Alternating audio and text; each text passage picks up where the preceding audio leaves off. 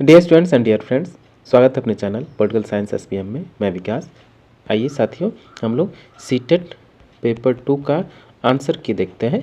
और इसमें सबसे पहले हम लोग सीडीपी यानी चाइल्ड डेवलपमेंट पेडागोगी यानी बाल विकास व शिक्षा शास्त्र का आंसर की देखते हैं। और ये जो बुकलेट सीरीज है, याद रहे एम सीरीज है, आप इससे अपने बाकी के मिला लीजिएगा। ये एम सीरीज है तो आप इसको देख लीजिए। पेपर 2 का एम सीरीज है, ये कंफ्यूज होने की ज़रूरत नहीं है। आप बाकी के आंसर चेक करके दूसरे पार्ट से भी मिला लीजिएगा। पहला क्वेश्चन है कि according to Vygotsky what is the role of the teacher in facilitating cognitive development, यानी वाइगॉट्स्की के अनुसार संज्ञानात्मक विकास की सुगम बनाने में शिक्षक की क्या भूमिका है। तो इसका जो सही आंसर होगा कि आलंबन के माध्यम से छात्र के सीखने का मार्गदर्शन और समर्थन करना, यानी कि to guide and support and knowledge to the student. Option 2 right answer होगा, पहले का 2 सही होगा।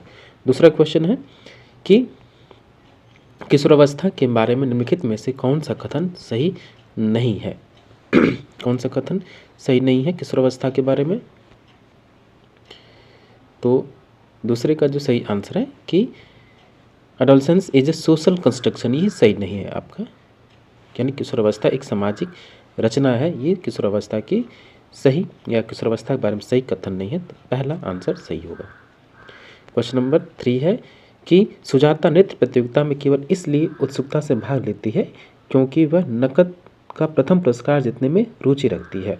सुजाता किस रूप से प्रेरित है। तो याद रखिएगा, सुजाता इसमें बाहरी रूप से प्रेरित है, तो ऑप्शन 2 राइट आंसर होगा। क्वेश्चन नंबर 4 देखिए, शिक्षार्थियों के बीच व्यक्तिगत भिन्नताओं को संबोधित करने के लिए एक शिक्षक को क्या करना चाहिए। तो इसका जो सही आंसर है कि एक शिक्षक को भिन्नताओं को मानव विविधता की प्रत्यक्ष विशेषता के रूप में मानना चाहिए, या consider difference as obvious feature of human diversity. तो ऑप्शन 3 सही होगा, चौथे का तीसरा सही होगा।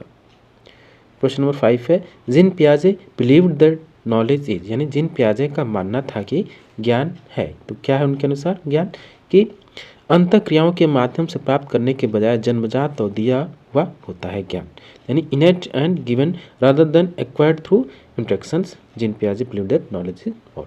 तो ये इसका पांचवे का दूसरा सही होगा, ऑप्शन नंबर 2 राइट आंसर होगा। क्वेश्चन नंबर 6 देखिए कि एक प्रगतिशील कक्षा में आकलन क्या है, क्या होता है। तो एक प्रगतिशील कक्षा में जो आकलन होता है आपका डायनेमिक या गतिशील होता है। ऑप्शन नंबर 1 सही होगा, छठे का। क्वेश्चन नंबर 7 है कि निम्नलिखित में से कौन सी प्रक्रिया वातावरण से प्राप्त जानकारी के अर्थ निर्माण और इसे स्मृति में आगे संग्रहित करने के लिए आवश्यक है। कौन सा। तो इसका जो सही आंसर है वो है आपका ध्यान देना या अटेंशन। ऑप्शन 1 सही होगा। प्यारे दोस्तों, प्लीज़ आप चैनल को सब्सक्राइब कीजिए, साथ ही वीडियो को लाइक कीजिए। और आज ये फिर से हम याद दिला दें, सीटेट पेपर 2, सीटेट पेपर 2 का आंसर की है। और ये सीरीज जो है M series, booklet series M है। और हम लोग सीडीपी का आंसर की पहले देख रहे हैं, उसके बाद बाकी एसएसटी का देखेंगे। तो क्वेश्चन नंबर 8 का जो आंसर होगा, 8वां प्रश्न देखिए, निम्नलिखित में से कौन सा एक ऐसे प्रश्न का उदाहरण है जिसमें छात्रों को जानकारी का विश्लेषण करने की आवश्यकता होती है। तो क्वेश्चन नंबर 8 का राइट आंसर होगा कि टू किल अ मॉकिंगबर्ड में लेखक प्रतीकवाद का उपयोग कैसे करते हैं।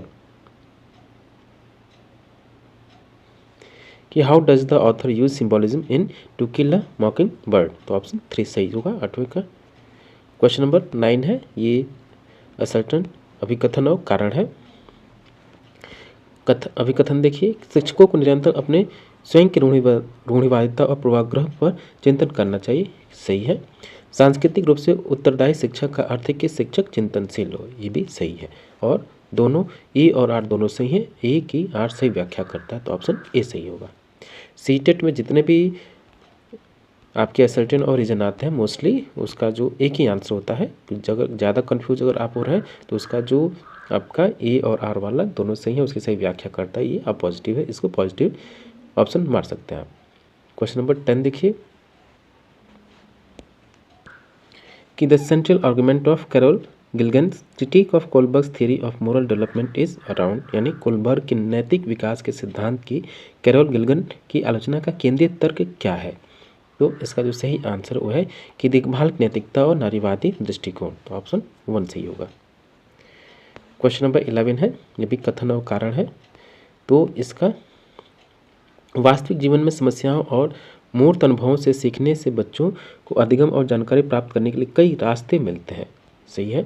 विकास अपेक्षाकृत व्यवस्थित और क्रमिक होता है, ये कथन भी सही है। तो इसका दोनों कथन सही है, ए और आर दोनों सही है और ए की आर सही व्याख्या करता है। क्वेश्चन नंबर 12 देखिए, dyslexia is a dash condition which impacts learners ability to dash, यानी अपठन वैकल्पिक या डिसलेक्सिया एक डैश स्थिति है जो शिक्षार्थी की डैश की क्षमता को प्रभावित करती है। क्वेश्चन नंबर 12 का जो सही आंसर होगा क्या हो कि न्यूरोलॉजिकल, ये जो आपका न्यूरोलॉजिकल होगा link sounds with symbol. Option number 2 इसका राइट होगा। 13 है कि एक माध्यमिक स्कूल शिक्षक छात्रों को संकल्पनाओं और वास्तविक दुनिया के अनुप्रयोगों के बीच संबंध बनाने में मदद करके सार्थक सीखने को सक्षम बनाना चाहता है। निम्नलिखित में से कौन सी गतिविधि एक उपयुक्त शैक्षिक रणनीति होगी? तो क्वेश्चन नंबर 13 का आंसर होगा ऑप्शन नंबर 4 कि छात्रों को छोटे छोटे समूहों में वर्तमान मुद्दे पर शोध करने दे और अपने निष्कर्ष कक्षा में प्रस्तुत करें। तो ऑप्शन 4 सही होगा, 13 का 4 सही होगा। क्वेश्चन नंबर 14 देखिए कि कोलबर्ग के नैतिक विकास की किस अवस्था में बच्चों का तर्क कानून की नैतिकता के इर्द गिर्द घूमता है? तो जो क्वेश्चन नंबर 14 है उसका जो सही आंसर होगा ऑप्शन नंबर 2 पारंपरिक नैतिकता या कन्वेंशनल मोरालिटी। क्वेश्चन नंबर 15 देखिए, निम्नलिखित में से कौन एक समावेशी कक्षा का उदाहरण नहीं है? तो समावेशी कक्षा का उदाहरण कौन सा नहीं है? तो 15 का आंसर होगा आपका ऑप्शन नंबर 4 प्रतिस्पर्धी लोकाचार को प्रोत्साहित करना या इनकरेजिंग कम्पिटिटिव इथॉस। तो ऑप्शन नंबर 4 राइट आंसर होगा। क्वेश्चन नंबर 16 देखिए कि रचनात्मक मूल्यांकन के लिए कार्य की प्रगति को दर्शाते पोर्टफोलियो एक प्रभावी प्रणाली है क्योंकि 16 का आंसर होगा इसमें देखिए क्योंकि इसलिए प्रभावी है कि वे मूल्यांकन प्रक्रियाओं में छात्रों को शामिल करते हैं। सही है। वे व्यक्तिगत छात्रों की प्रगति के बारे में अंतर्दृष्टि प्रदान करते हैं। ये भी सही है। वे मुख्य रूप से अंतिम उत्पाद की प्रस्तुति पर ध्यान केंद्रित करते हैं। ये गलत है। वे छात्र अधिगम के ठोस सबूत पेश करते हैं। सही है। सी जहाँ होगा गलत होगा, तो ऑप्शन नंबर 4 सही होगा। क्वेश्चन नंबर 17 देखिए, निम्न में से कौन सा एक महारत लक्ष्य अभिविन्यास का वर्णन करता है या which of the following describes a mastery goal orientation? तो 17 का जो आंसर होगा कि focus on improving one's skill and understanding of a task, यानी किसी कार्य के लिए अपने कौशल और समझ को सुधारने पर ध्यान देना। तो ऑप्शन 2 राइट आंसर होगा। क्वेश्चन नंबर 18 देखिए, which of the following best describe the role of the teacher in progressive education, यानी निम्नलिखित में से कौन प्रगतिशील शिक्षक में शिक्षक की भूमिका का सबसे अच्छा वर्णन करता है? तो 18 का आंसर होगा ऑप्शन नंबर 2 कि शिक्षक बच्चों को प्रयोग करने के लिए विविध सामग्री प्रदान करता है और आवश्यकता पड़ने पर अवलंबन प्रदान करता है, यानी the teacher provides diverse materials for children to experimental and provides scaffolding as and when required. तो ऑप्शन 2 सही होगा, 18वें का दूसरा सही होगा। क्वेश्चन नंबर 19 है कि पाठ्य पुस्तकों और मीडिया में विभिन्न जेंडर का प्रतिनिधित्व कितना और किस तरीके से किया जाता है? जैसे महत्वपूर्ण प्रश्न पूछने से किसको प्रोत्साहन मिलेगा? क्वेश्चन नंबर 19 का आंसर होगा ऑप्शन एन जेंडर रूढ़ियों पर सवाल उठाना, यानी क्वेश्चनिंग जेंडर स्टीरियोटाइप्स। ऑप्शन 1 सही होगा। क्वेश्चन नंबर 20 देखिए कि जीन पियाजे के अनुसार चिन्हों के लिए चिन्हों का प्रयोग करने की क्षमता, जैसे कि अक्षर एक्स को अज्ञात अंक के लिए मानने को क्षमता डैश के दौरान विकसित होते हैं और विद्यार्थियों को सीखने में सक्षम बनाते हैं। क्वेश्चन नंबर 20 का आंसर होगा ऑप्शन नंबर 2 मूल संक्रियात्मक अवस्था संरक्षण और क्रमबद्धता, यानी concrete operational stage conservation and seriation. तो ऑप्शन 2 राइट आंसर होगा। क्वेश्चन नंबर 21 देखिए कि आलोक निम्नलिखित व्यवहार दिखाता है कि पढ़ते समय सिर को अजीब स्थिति में पकड़ना, आँख को बार बार मूंदना और रगड़ना, आँखों की लालिश या सूजन, अक्षर पहचान में भ्रमित होना, ये किसके संभावित लक्षण हो सकते हैं? तो क्वेश्चन नंबर 21 का आंसर होगा ऑप्शन नंबर 3 कि स्वलिनता विकार या autistic spectrum disorder, option 3 right answer होगा। क्वेश्चन नंबर 22 है, ये भी अभिकथन और कारण है। एक समय से कक्षा में सीखने के लक्ष्यों, शैक्षिक रणनीतियों के साथ साथ आकलन में अनुकूलन किया जाना चाहिए। कथन सही है। समावेशन का दर्शन शैक्षणिक दृष्टिकोण और मूल्यांकन के माध्यम से सभी व्यक्तिगत मतभेदों को समाप्त करने की को वकालत करता है। ये कथन भी सही है। ए और आर दोनों सही हैं और ए की आर सही व्याख्या करता है, तो ऑप्शन 1 सही है। क्वेश्चन नंबर 23 है कि लेव वाइगोट्स्की के अनुसार बच्चे डैश के साथ अंतःक्रिया के अनुभव से लाभान्वित होते हैं और उन कार्यों को कर पाते हैं जो उनके समुत्पादमुखी विकास के डैश हैं। तो क्वेश्चन नंबर 23 का जो आंसर है ऑप्शन नंबर 1, अधिक जानकार अन्य अंदर, ऑप्शन 1 राइट आंसर होगा। More knowledge others with in. Question number 24 देखिए। एक शिक्षिका ने नोटिस किया कि उसका एक छात्र अत्यधिक विचलित है और उसे कक्षा के दौरान ध्यान देने में परेशानी होती है। निम्नलिखित में से कौन सी रणनीति छात्र को केंद्रित रहने में मदद करने के लिए एक प्रभावी रणनीति होगी?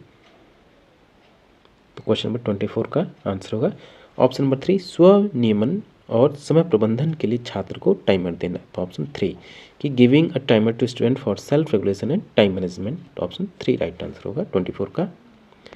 क्वेश्चन नंबर 25 देखिए, ये भी कथन और कारण से संबंधित है। Students are more likely to do well and stay in school if they have educational attachment to their school and believe that they matter. Reason क्या है? Emotions plays a significant role in learning.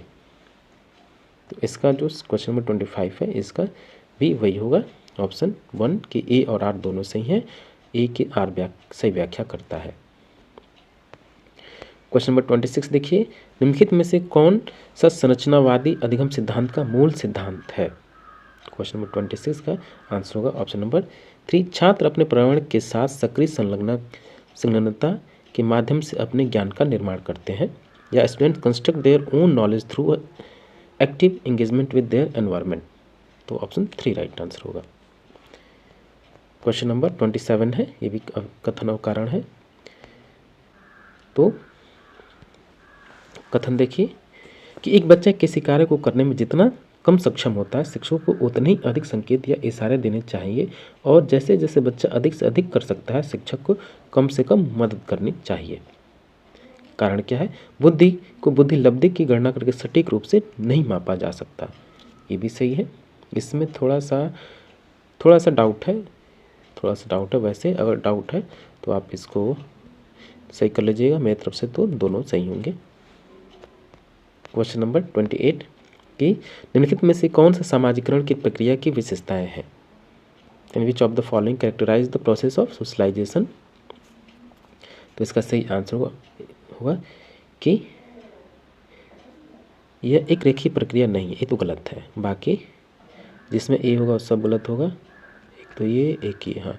एक जटिल प्रक्रिया सही है, या एक बहुआयामी प्रक्रिया सही है, या विभिन्न संस्कृतियों में विशिष्ट रूप से होती है, सही है। यानी कि बी, सी और डी सही हो, यानी ऑप्शन 3 राइट आंसर होगा 3। क्वेश्चन नंबर 29 देखिए, ये भी कथन और कारण कि वह कोई उद्देश्यात्मक निश्चित लक्षण नहीं होता जब कोई बच्चा मध्य बाल्यावस्था किशोरावस्था में प्रवेश करता है, सही है। विकास प्रकृति में निरंतर होता रहता है, सही है। तो ए और आर दोनों सही है, ए की आर से व्याख्या करता है। और लास्ट क्वेश्चन है क्वेश्चन नंबर 30 सीटीपी का कि एक प्रारंभिक विद्यालय का शिक्षक छात्र के शैक्षणिक आत्मसंप्रत्यय के विकास को दृढ़ता से प्रभावित कर सकता है। इसलिए तो 30 का जो सही आंसर है कि छात्रों में स्वायत्तता और पहल को पुरस्कृत करना, यानी rewarding autonomy and initiative in students. तो ऑप्शन 3 राइट आंसर होगा।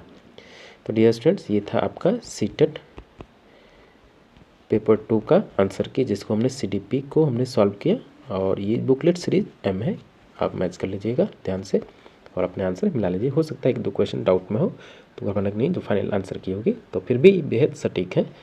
तो आप आशा है कि आप अपने आंसर मैच कर लीजिए। अभी इसके बाद हम लोग SST का भी देखेंगे। चैनल पर बने रहिए और प्लीज़ आप चैनल को सब्सक्राइब कीजिए और साथ ही वीडियो को लाइक कीजिए और अपने दोस्तों में अधिक से अधिक शेयर कीजिए। Thank you for watching. मिलते हैं आपसे नेक्स्ट वीडियो में।